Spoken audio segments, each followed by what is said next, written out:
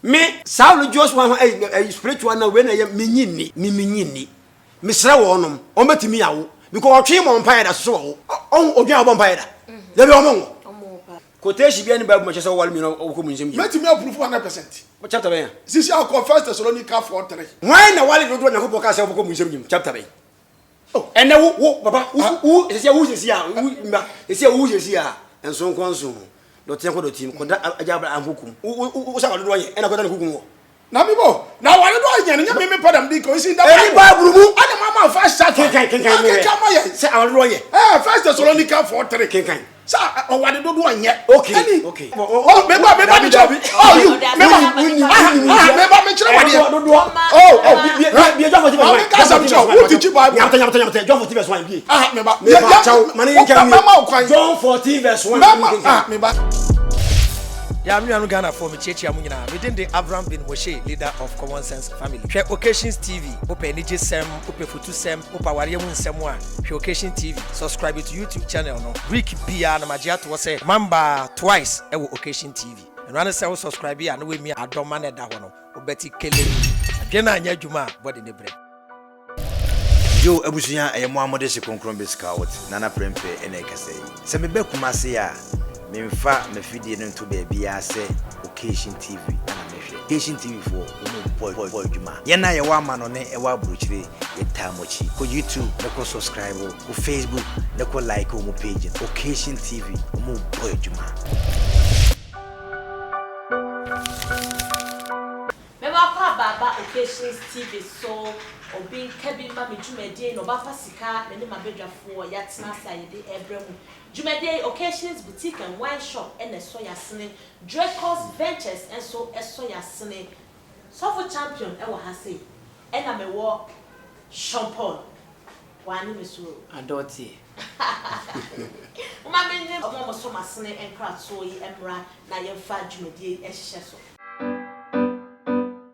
Mini Gideon. So feel Elisha. You watch a pow. Me show now so. Nyankopon do me ho ya pa. Na na ko ho piri so. Na ni abiri pa na wotwi ya me yere ho ade na me pe ba bia me nya ntade papa coat papa de ya me yere ho ade ntima me nkombra sisi ya. Anya twen me was in pa de ma o. Okay. Occasions boutique and wine shop. Abama o. So pe entire papa. And also pe watches, open chains, shoes, jeans and a coat. And a manta e bia wo hia bia no. Okọ ho no ma mo entire papa pa. O ma ka fi Italy, Germany, China, even Ghana class so pe African wear papa dia. O do ni chire ho no ma. O be ma entire papa pa asha ne bo no so e da fam fule. We kura wa chire me ensam pa me de be sef ma hoho so ya asem. Anyhow, Occasions boutique and wine shop. That's how the insapa papa attire montare no eto. Open 70 say Italian wine and a whiskey. Ni na mutombu ho. Even Africa for yensa papa ya eton wa say ni bi no so. Ni na bi so ho a ne bo so e da form. Okay, se see you no me de nyame ase na mom se obema mo ma kira kwan ni wo number ka me ni beje pa. O be kira kwan de enye yo kwan. Kumasi ya wo so ko ban ampe yo. O mo ben eye Kumasi hospital in Chenwa. So wo ko is why that kwan na be say o form numbers na o from ma. Mama numbers a wo de benya mo ankasa pa edi. 0552 477517. Me say susu biem. 0552 477517. Occasions boutique and wine shop na. Entale papa ensa papa pa afie anyhow.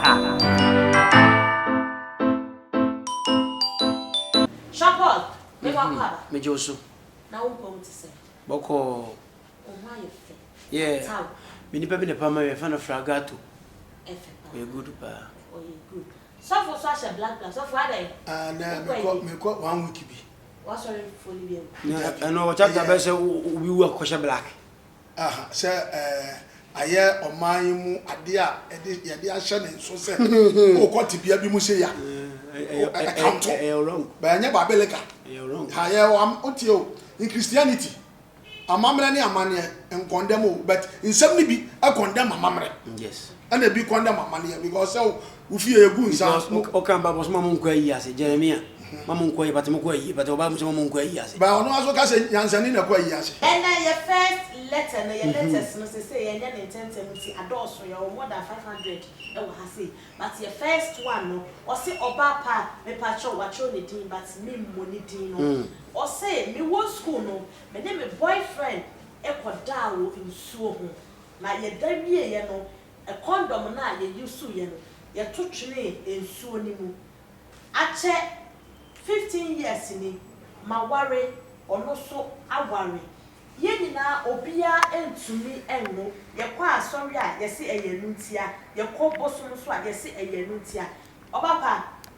uji di se enu betumi ama sa susuanso no abaye so e the best start was off so Erade show bibiala said the okay me ni ashampo me tie no me panasam because we defend Jesus on one condemn Christianity ti na no na me te se o ka no ba bi so no me ko debate no me hu se nya Jesus hu achi but yensem bia Christ for doubt na kremofo so doubt because me as sofo no in Christianity the nipa be 100 gina wono mu a e bi mu be 10 na be ka se loto nya bone even Christians no e bi condemn meba instead of asem na me kam dia be shi me se wa ka asem mi na se me gina wo nsem we so na ma asem na ka se wonye sofo no me cover ma ana won ti ma se se wona me gina nti why ba otimi gina no ka nyankopon no masem kira amanfo mo ntie no ono so yesofo fa so on be sam kira because asofo no ya ne ya tu ho si wa ya wo den ye ne wo evangelist for bu a wo den no but nkonkro no etimi fa no ma ne kana asem ne nyina ya ka no asofo ku enti ono so yesofo pa ja wat ma se ha enti bitati ene pa enti mateso so no be debate me prefer teacher no than sofo no ya sam ya bible teacher enti no so me ya Bible teacher nti ye be hia na ne ama bia nkremosom ne Kristosom ye fu se e ma obi doubt no nyonko ye betimi a kire enko ye se me tie nkremosom ana wono tie Kristosom koso me tie ne pa Erade nhira no na de wo kan ne se on ya wa de bi wo no ma honhom etimi fa de ye twuma where by or active wrongly on se ya wa chi wade abomination nyama bi wo no mo nyame nyintum oman yankasa nyintum ya wo mra bi woni pa hyehye ama nipa gitu ba na enya nyame asem anu de wubusu a uni problem because eduru baby o se nya yenyuma o se ahye e na odi be gina so ebu yate enya yenyuma na nya say you wo se bi asisi traffic light intwam utwam ya chew anu je so utwam na wu abekọ bonsam dem da bi anu ye nipa na akreti e na aye hyehye nti anu no committee a emfa won ko bonsam dem bet o mani timi ni wudi say de hyehye na hyehye na eti but say wo ni wo ba da nsuo ma ya chiwade Yankopon a mo nipa se nipa nya semoa enna ba bia because enemu no aya wo ne wu kunu nko an wo ka se mo ba woro mo ho a mo ni nya da enwu te du ba bi wo so mo ya mo ni nwu ade na cha se nipa ni nipa da wa bonten ya ni wusam ti first ni nsuo hu kura na makoda no wona ya mekire aya ni wusam ema ni eti ahun fi bia betimi afamo de wonya because when you opportunity because you ase no ya bra ba ye bo nyina no boni ayeye ena timi ma bonsam ahun fi etimi gina so didi ni panya wa ba ya uni bambo sa na wo wi ase ani tira ma osum nyame a o count Deuteronomy 28:15 ne ba na obeka o se wutie Nyankopon asem na se wudi so ade o don za beka bia be ye nhira na che se ade bone ba wo so nyame be de ebeyi nhira no the word blessing na se kire no ade bone ba wo so na nyame si kwan ti no se nyame nhira na mani pa ye defo eti wa ba ya woni sa nhira na mo wonu me no so kire se ya bia wo ho kwan de bone bia timi ye de eba ti ni ama bia wo ye ma wo ho bie e ma wo nya ban bone bi no mo ye ye so wo empra twen no kra ye ade anya pitia na mo sa akoda nsuo ho ahonhom ho to bia betimi agina we come say the condom na to nsuo ni sa de so de tu mo afa ntu mo wa ye bone no adwama ne kra keke ma afa condom na ntu nsuo no mo kreti kwan bi se bonsam timi ba ma bra bom e be ye mo invite honhom bia se enedua ya opa utimi ye mo obi o edi boboni ni bia no de tie no moment a boni ne no wa no waka se bonsam honhom bia pa omra wa bra bom mesel bo otwe no firi boni hu no ono so gina ho se on pese honhom bia beba na bra bom ayede abese no ti na ne ye preach nyamesom so wona pese me kire enti honhom beti ma duomu nya wo sa akwa so ana beti ba ba se enya honhom bia omu mi ono no bia wo problem ana omu shi aye asa wo ye SS no agoshi ya onyo go SS mo ye dem bo wo SS ano ma ahwa mo mi onu so mo ahu se mo ye SS na mo hia ana ma wo SS mo mi onu ba ya adwene ba ko se mayifo ye moma mo de mo ba ne bechi ni ya ba na ya mo ana mo create ti sa de no so wo se ba ma no na kokko wale obi fu from right kubi se won wo ba no so kokko wale obi fu from right kubi se onya dai won but e ba ni se no no afu so committee no de na adwene bu se ye boni bi no koye ni ti na ma na basa de hia ye repentance abrabo be no wom ko Bible says ojewa obeyi wo fra busuan kontonjim ana hon ti ase enti obi a wo fa nyame asem bia no boni a waye bia nyame so wo de chew ono ane ono the chawa one kaibim. What by your body of fufro? And the way no maybe a down should be a yamia way. So obey me who say I won't be Nayan. And I want one shabras a wongo, and I dear beer. First thing, on fun woman and gopon to tuna namoye. No man Bible more than any juma. Na secondly, on co check up. No one who say, yeah, dear beer. Tell the man and I man or my woman. Obi anko hwe se ne yere ne partner no otimi ni hia wo mane ye dey eyeye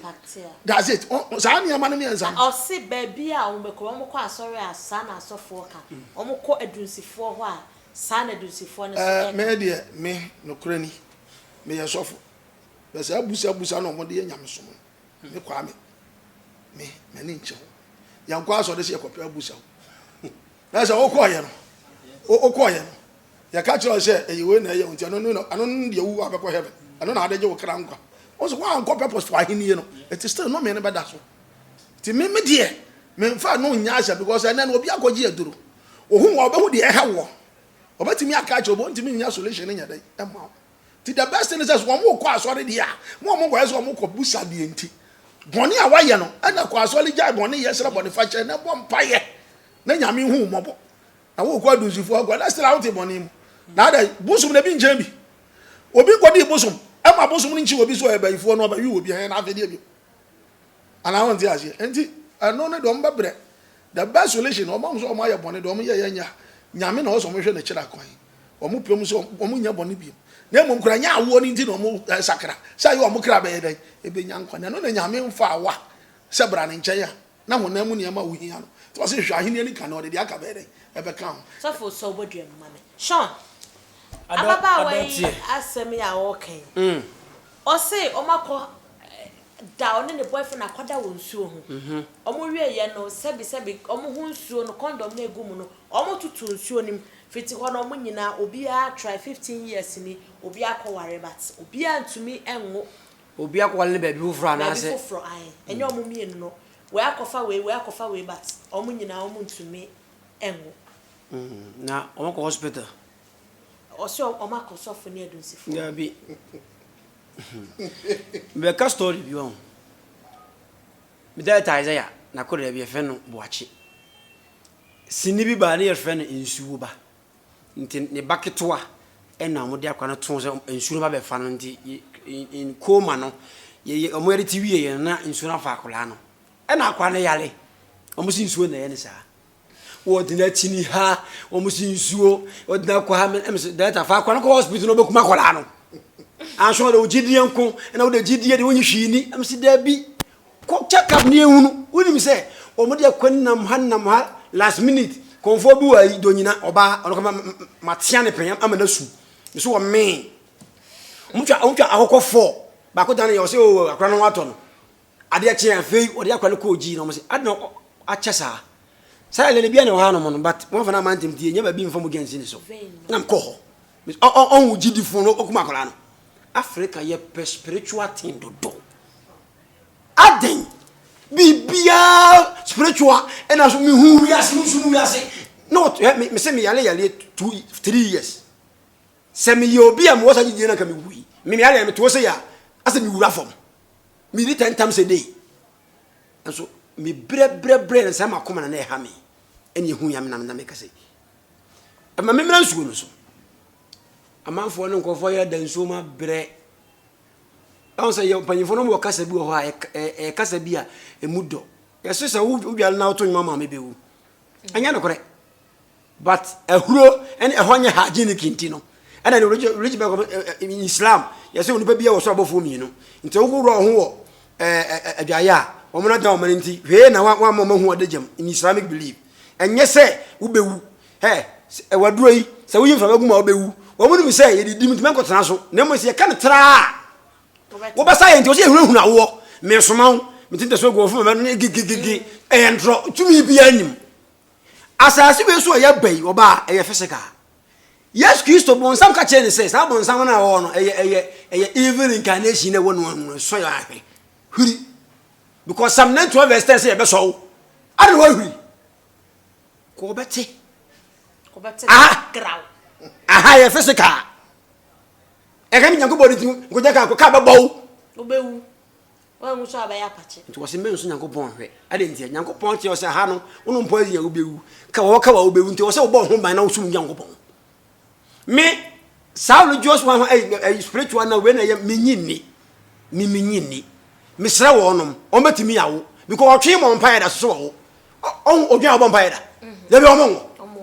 Nyankopɔn bo nipa no wo spams ni gu yawo diem se nyenyin se na wayi aguo ama awode na se ya obawo but bi entra asofo de bu o mu no o ma won oil no papa de no se bi on ton bi entia enti wo ko ye no wo kan na wo create na dwuma me mu no ene we na ye wo no wa bu no gine sika wato dakam won se se japade wo so ho de mo anwe on so dakam on so ebe ahimam hu akọ ebi me sere se ya de to wa ko hospital unu mi se me ya le later so for ka se wo ye muslim si ami on se ko fu gua mba ko no oil na mo na ya ase no mo de aba bi twitwa empire bo hu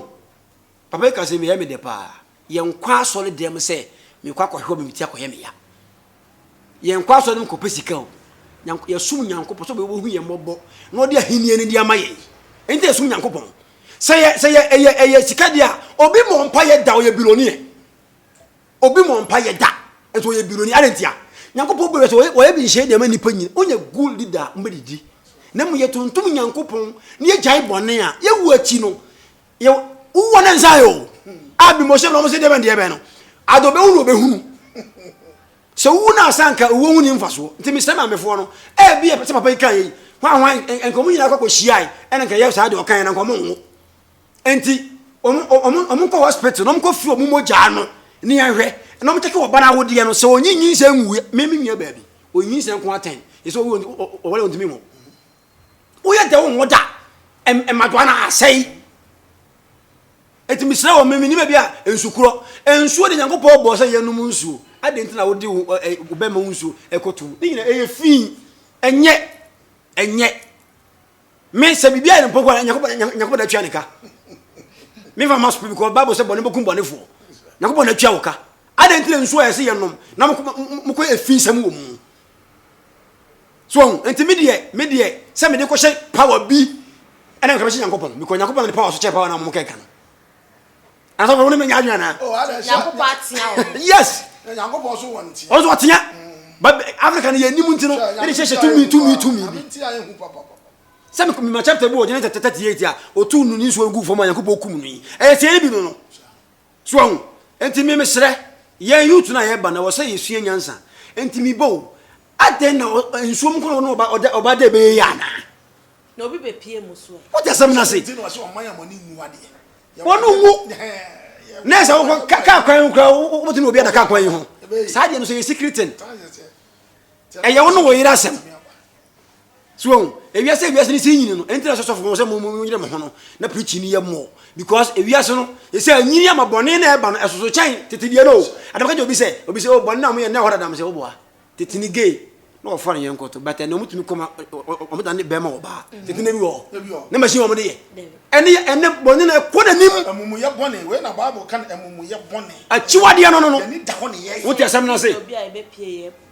Boy be a wabwa kwala no ochiro muke che yes I video no san kro do mini pede no be kwala be sesa Abraham Moshe and they contribute to that oh and kwa na twa video kura because no there's no sin Yankopɔn ni won ti wu anu anu no fa na dwene ya odi benya sika o gada nkra no say no yes go sika mo ne be no ye I was amoche no yo teach si bi wa ekum kura no do ka chem say mi wu a mesa kwa ba let's say oh meku obi ewo is ewo no mewu akwa basa ati misa question say mi bisa se ewu ko ba ene nka Adam if na mo so mu dikan o me o so mu wiase because ewu ko ba o me kwa ba o me mienu na mo ko basa eyam tro dabi o na be du eyam tro wu ko ma de du ba bi a maintenance ne say Abraham o she drum na bi no so what full supplement se ni pa be wu akwa ba de ya ma ni nwu na o ko to drum ma ne say ya obanyina de bi na nsia wo se ko so meku no enti ko ba no ban wu akwa ba kwa ba de ko ba ho ban won won ka wo nwende wo kan kwanya de ani ti de ma anya se bi ana na wo ka obi si wo de Abraham deep o de say faith dabi o ni sa na wo ka si amani pa wo sa na tia ni di wani ri be fe sa amani pa wo sa na tia society wo tu futu ogu ni pani e be duru bire bi dia be ye no ani ti de se da cheja because who so one man and young some ya did one man, no that way. Yes. 18 years, 15 years, to go 10 years, Copes come on that way. I'm Robert to meet or be to be called Pioneer, Copu Minister, be more that way. And Lanya, you man, fun what? Tis anyone was a new what you will come be there in number 2. Yes, no, drink, no, what drink. I saw me bow, and a pocrona, and Yakupa Casato, still a Kuminipa. Hey, what's the other thing in the woo? And yet, who one answer? Okay, Quran chapter 39, so to Zumal. Allah says, Wasika Lazina Kafaru, ila Jahannama Zumala. Ya back the boy for aqua, Janu, a quack. The baby will put one. Oh, I was there, oh, who one other who? Quran said, Ada, who one when you were to know America Buffalo. What about to say, Yakan, correct? The be motion in church and warmer. And as you, I didn't know because who body, and also there is no sin. Money be any hot. Who one one? That be, the only Kuno, and I want a hospital. Ebiana unsuna jini senyene dia eno no mpa nyango po chew say ya fom so pa o dem fom so be chem de betima ka che wo mo anu no so for say onya den say onya den obi kai auto do man can say what do you call this word? Antidote. Is it antidote? Antidote. Bro, for I me pana kesi nti obi ba me be pronounce antidote. Obi what you say? Aduro a obenya ne se. Oba sere urade se ofa ne bone nyede enche. Dem mo se hu bi kura na agina ne bone so di ne nya. Urade hu ne mo bone fi ne kura. Ade ete sa wo nya bi mu di no be koda se. If you kura wo kan wo se won we bi kura ba mo ne sisi a wo pa wo nya ne ho ade. Omo nyina obi akọware. Ah, oya yi omo ho ade. Ete se aye wo ho ade ade a. Ade ye yize ma wo se obetima te wo free bone. Because there be a some point the enemy can say bone ani di ede. Ni ja ye den na efo e ye dwaman.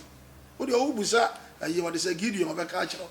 Wo se Gideon na say wani oba bi wo ha. O defo. Wa mra o da bu ayi bokali say tumpus purulus. Now so for Gideon da hu wo stadium say dwaman mo de efo.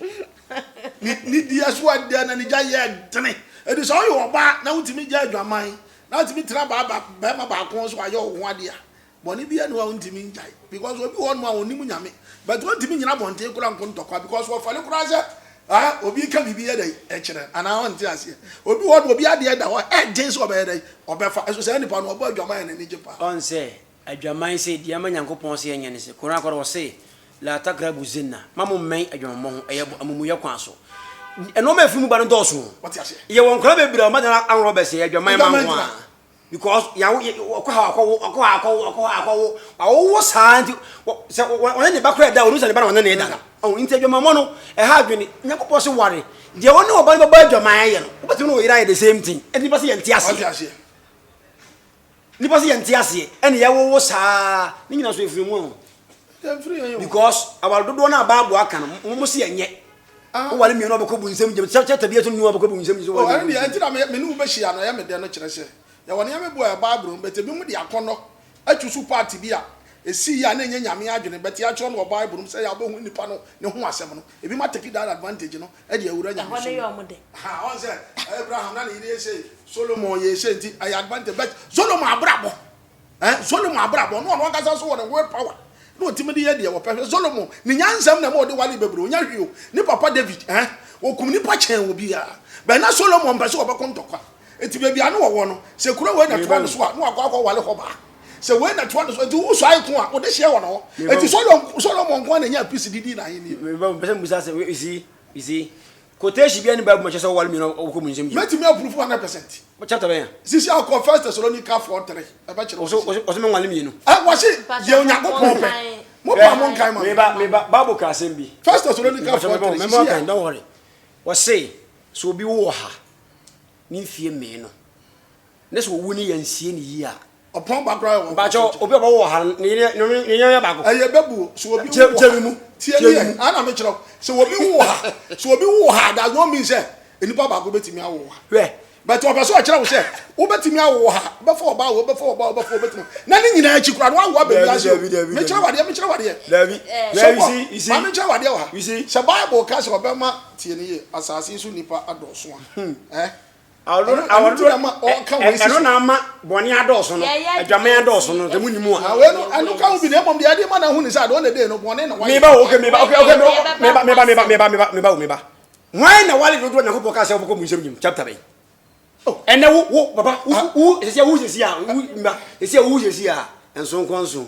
do te ko do tim ko da ajabra anhukum wo sa wale dodo yɛ ɛna ko da ne hukum wo na mi bo na wale do anya nya me padam di ko isi da ɛni Bible mu ana mama first start kenkan sɛ wale do yɛ first Thessalonica 4:3 kenkan sɛ wale do anya okay I say for this is the will of God dia nya me pɛ even your sanctification that ye should abstain from fornication. What I say you move from mama ho ah na sɛ nka wale asem wo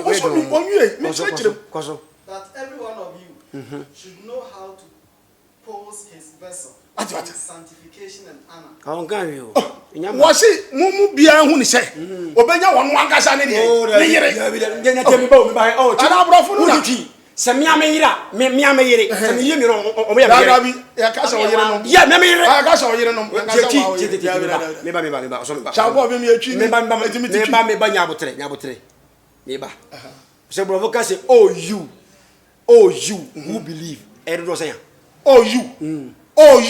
aya wo mu asem na wo ka me ba bi jobi oh you me ba me kire wade bi jo for ti be ka sam cho wo ti chi Bible nyamta John 14 verse 1 bi me ba ya chaw mane yin kan me John 14 verse 1 me ba say you no e ba kwa na do me kire wade me kire wade mane kan wie wo ba kan you na Bible no yen ko the straight say you ba chaw ma di bia one emphasis me nim ni na o bia wo fa Bible say ya ya wo no kasa cha me ba chaw kan Bible ya wo kasa cha John 14 verse 1 let not your heart be troubled ye believe in God ye ni e hwa mo o sha also in me e ba ko na me kire o say you no e hwa ya na me kire o mo enti sa kasa bi ye from ye dabi aka hu bi o say ya ni asofo no ya ka hu na ma we no mo because uche se me wale mienu na me ka me yire no mienu na sa wo se e bone na sa wale baka me bojo me wo se nyime de na ye I was say be kasa no 1-1 ama ya Africa kasa na me ye debate ye yo debate ye be re se na me kasa bia 50 minutes 1 hour me mabusa questions na say mo no me ba say me clear nti wo de o ma me just 2 minutes okay obi afa Bible say wo kan ya e wo wale do de ye bone da o ba mu say dia so on be say me yi kasa na pio ana want to say chapter here one kan say me bone yo to se kan say wale boy bone one kan sa shampoo we dey out of context e bi haru say me kire mu yi a wo ba mu say David chapter na we yes I do any wo me ba say wo say ni wo me ye teacher me kan say ba ku ntwam wo abla me hu say ni party ase enye gigigi na na che say me wi ni o me ba say wo say obi a individual say wo fa Bible na wo kan ya e ya wo na wo kan ma wo kan kire obi a e di say wo fa wo kan ma ho we fa wo kan ma no we enti na mo tworo word no enti I don't dey na kwaya do word esa fu fa na o ka kire ne crofo so o ka kire individual obi a ti akogbo ne bra ko mo o ka kire mo mu na blofo aja wonte blofo na nyame asem no ye so you man ba dodo ka so ba sa wo kire nyame asem na nipa de bo bra nye speed o nipa dodo ne ye nyina de ka nyame asem mo ko ye adwuma program where was say ye onye den because you 3 minutes for now you 20 minutes baba wana no na make onko hospital me die onko hospital ni and one e be solve problem no okay send be ma no hunso for mo a machine be ka obetimi ya wo a e bia bi so na ye yale bi na wa wodi no na say woni be ma mo a oni mu no obewo asofo do call ombebu no agency gadi e ya za so for go bi kwa na yere won so no me kan no akwa doctor no uta se na se ndi no ade bu ade betima kan no ti da me kan se se de ya kan ho bo no so di ni panya wo ba ya wo fum nyame akwa ana won ti ase nti first thing omo hwe omo jana bi omo ahini ni kan because ni Bible ba bia se wa anwo abekọ bo samje ana omo de no na yo omo burden de ya burden kase mo omo se sisi ya so wo 20 se de menu ka so bi wo 100 sisi ya ni ensie ni ya fa so ba na wo so enti omo forget we na baby omo susu se omo ahwe aso wo nyame omo ni kan fa sa akwa ani so enu mu no nyame betima hu omo mo se sunsun bi na edi omo nya aside that na se de menu ani kan ya omo check hospital so bi ana moja no omo awale balon enhia eno no be mo ebusa no mienu na wo so mba back better na no mo wo oh na sa ko mba wa ko mo tena ho no ko mo we se bia na so be condom na mo du gugu nsuo na mo be dawo Obiri kunsuo no na wo peba. Ti na so mo sakra ma dwene pipa na nyame nti a say me nua so boka. Cause e wade bu a wo ya nyame hu ne say wo peba. Ko jusu ya ehun so ya. Eno na mekoye ba yes. Ba na what agu aba na what agu. Say wo pese nyame kura no say wo a wo shat ase no. Ba bu one man ko so wo pese. So be you wa firim afa wani abre. So wani nyina no so bu nyame no mo bo mpa. So that dem dey kan solution ya ba ko pa antidote. E ya ba ko pe. Omo nhwe nyame chira kwan. Antidote no omo nhwe nyame chira kwan. You occasions boutique so yasene occasions wine shop so yasene and a Dracos Ventures and so yasene. Ya me anu Ghana for me chechi amu nyina. Within the Abraham bin Moshe, leader of Common Sense Family. Hwe Occasions TV, open nije sem, open futu sem, opa wariye mu nsem a. Hwe Occasion TV, subscribe to YouTube channel no. Rick Bia na magia to say mamba twice e wo Occasion TV. And when I say subscribe ya no we me adoma na da ho no. Obeti kele. Adwe na anya adwuma body ne bre. Yo abusuya ayemo amode se konkron beska wot nana prempe ene kase se me be kumase ya memfa me fidie no to be bia se Occasion TV na mehwe Occasion TV for boy juma ye na ye wa ma no ne e wa bruchire e tamochi ko YouTube ne ko subscribe ko Facebook ne ko like o mo page Occasion TV o mo boy juma